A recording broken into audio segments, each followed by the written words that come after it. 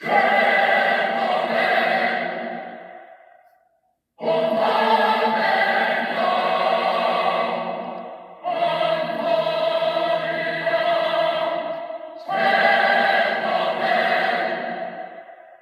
everyone. Welcome to Real Deal Clips Bahamas. This is clip number 330. This is not fake news. To ensure that you don't miss any clips that yours truly release, please like, follow, and subscribe to Real Deal Clips Bahamas on YouTube. You can also follow me on Facebook. The Caribbean, turquoise waters, white sand beaches, reggae rhythms, and sunshine year-round. A region known for its laid-back lifestyle and tropical paradise appeal. But what if I told you that behind the postcards, behind the resorts and glossy travel brochures, there's a ticking time bomb? 10, yes 10, Caribbean nations are on the brink of collapse. Not tomorrow, not in the next decade, right now. You won't hear this on your evening news. Governments don't want this out. Media keeps quiet to protect tourism dollars. But today, we rip the curtain down. Because the signs are everywhere. Economic disaster, climate chaos, crime waves, brain drain, and absolutely reckless government policies that look more like suicide notes than survival strategies. This isn't fear-mongering. This is raw, inconvenient truth. And if you're from the Caribbean or thinking about investing, moving, or even vacationing there, you need to watch this video all the way through. Because the countries I'm about to expose might not even exist as functioning states in the near future. Let's dive in. You might be surprised to see the Bahamas on this list. But trust me, they're in deep trouble. This country is heavily reliant on American tourism. Nearly 80% of their GDP ties directly or indirectly to it. That's not an economy. That's economic suicide. One pandemic, one travel ban, one economic downturn in the United States, and the Bahamas collapses. Now throw in astronomical national debt, over 100% of GDP.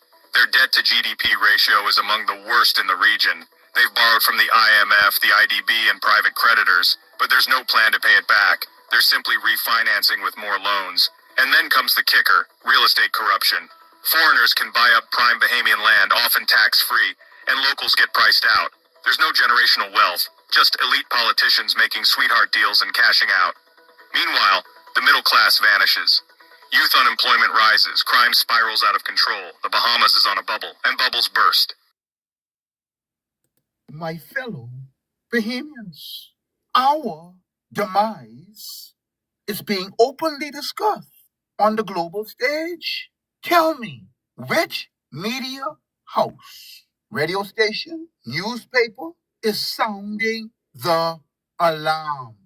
Where are the investigative journalism reporters? Or are they all quiet?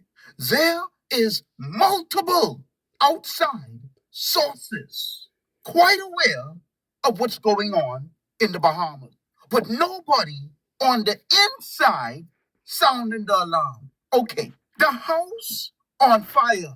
We in the house, and the adults in the house can't smell the smoke, can't feel the heat from the fire, can't see that things are being consumed. The adults now, because children senses, their senses as a child, you will know that something is wrong, but the burden is on the adults to get everyone out of the house safely and or to put out the fire. But the adults now, the people that we elected and put in office, they twiddling their thumbs. And Prime Minister, Minister of Finance, Brave Davis, Philip Brave Davis, grabbing the safe out of the house and saying, "The hell with the house," while people on the outside of the house screaming inside the house and saying, "Your house on fire and you could lose your life." Hurricane Dorian in 2019 was one of the most powerful ever recorded. It's worrying for me because Our islands are being swallowed right now by rising sea levels, and it has to stop. This, the man here, the thief that then ran off with the safe.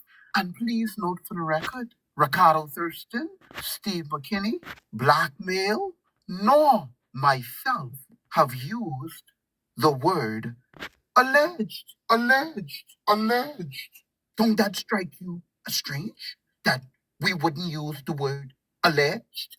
What's that telling you? Read between the lines. If we using the word alleged, it must mean that the file exists.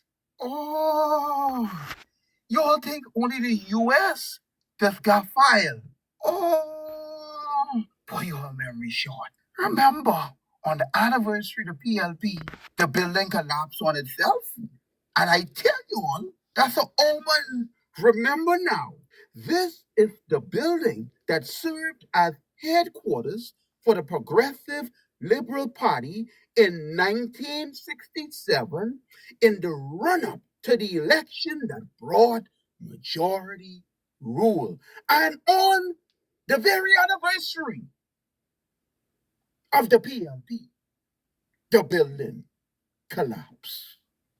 That signify what is to come. Okay, let's take another approach. They know where to find Steve McKinney at the broadcast station. Didn't I not tell you yesterday that there is a particular minister who controls a highly immigration area in Angliston? Well, I understand this particular minister will get a cut of about $50 million. Bulk of the average of what they're dealing with. That's the share of the money. This money's on the way. By the end of this period of now until December, the money will then be here. Some of the money. And the Free National Movement will cash in as well. So who do you trust? We understand the going figure among that group. And they can call me anytime they feel like, because I got the information. The going figure is about $1.5 million among them. They know where to find Mr. Hard Copy. And they know where to find Thurston. I have an announcement first. Go right ahead. We'll start with an announcement. If you are a Bahamian citizen and you are over the age of 18, the Prime Minister has just stolen $55,000 from you. Say it again. If you are a citizen of the Commonwealth of the Bahamas and you are over the age of 18, the Prime Minister of the Commonwealth of the Bahamas has just stolen $55,000 from you. Every single person over the age of 18. Man, woman, boy, and girl. Man, woman, boy, and girl. They know where to find Thurston, yeah. And blackmail. Parliamentarians, I got a document in front of me. Boy, some of y'all getting some big numbers. And Hiram, let me tell you, you was Lewis. You was the only fella who resisted. Yeah, Hiram Lewis. So I want to congratulate you, Hiram, but same like everyone else, Take the money. Yeah. Take the money and run. And blackmail is be right there riding around in E-bus. They know where to find these fellas. Them fellas them out free, walking around, enjoying the scenery. See, Brave Davis ain't gonna touch them fellas. Because if he touch them, they go into court. And then there's a thing called discovery, where you gotta produce your files to back up what you're saying. And where you can also requisition files from the government. Brave Davis don't want that. Trust me, he want that.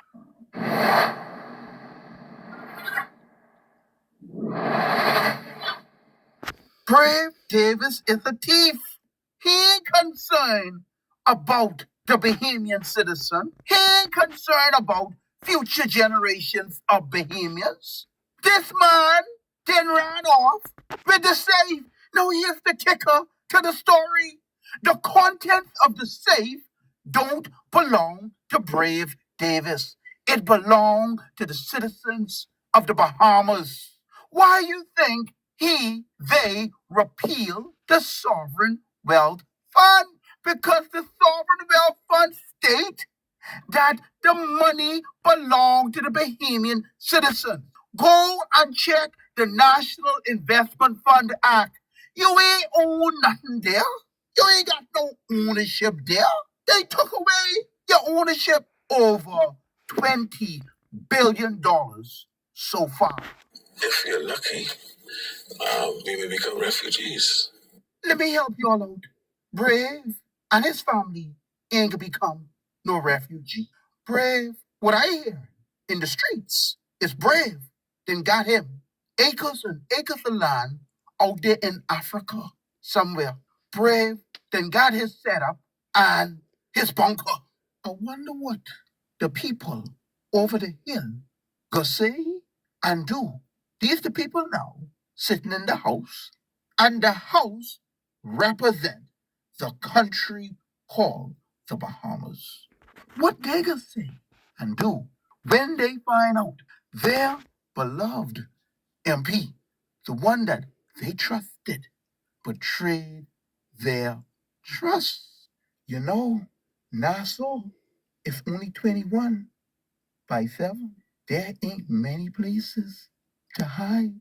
And don't say the family of islands or the old islands, because you betrayed their trust as well. And they know every new face that come on the island, because the family of islands does talk. And the news media is the word. Follow me carefully.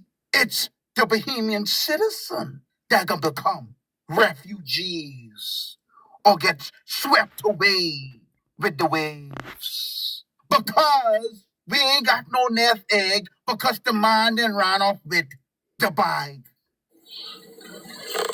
If we are not lucky, we'll be swallowed up with the rising sea levels or wiped away by the more and more intense storms. This man, cold-hearted, he can't be a Bahamian descent. Let me just say that I have always been a part of this community. And there's no action I know how to do all day. Because I always speak and share with you. Because you are me and I am you. Because you are me and I am you. Because you are me and I am you. And I'll be here with you always. Can't be no Bahamian. And the whole nation, the man don't care about the whole nation. But the media houses are silent.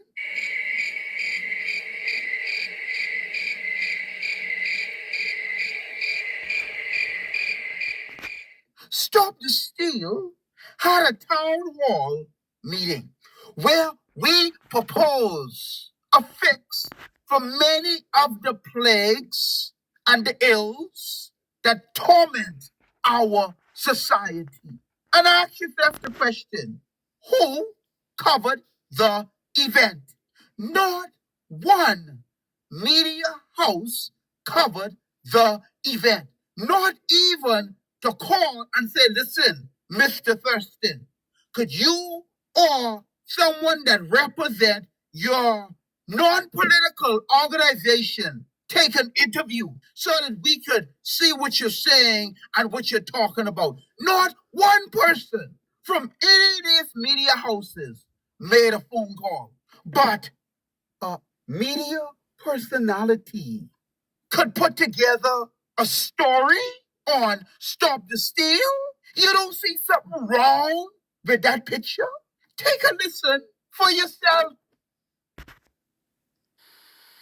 There is a wealth laid up for Bahamians. The environmental value of the Bahamas' seagrass beds, for example, is estimated at $156 billion annually, with the government saying exploration into the revenue potential in carbon credits is projected at $900 million. These realities have opened vigorous discussions and raised up groups like Stop the Steal. There is a plan to create a sovereign wealth fund, not managed by the government, but belonging wholly and solely to the people of the Bahamas. It's going to change the way you look at our natural resources and change the way you think. And it's going to make you think for yourself.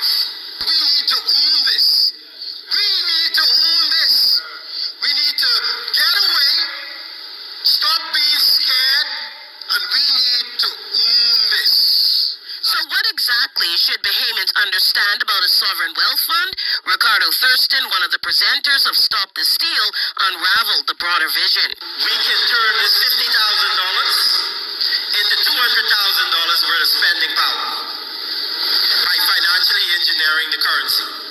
He explained global SWFs are cumulatively valued at over $9 trillion.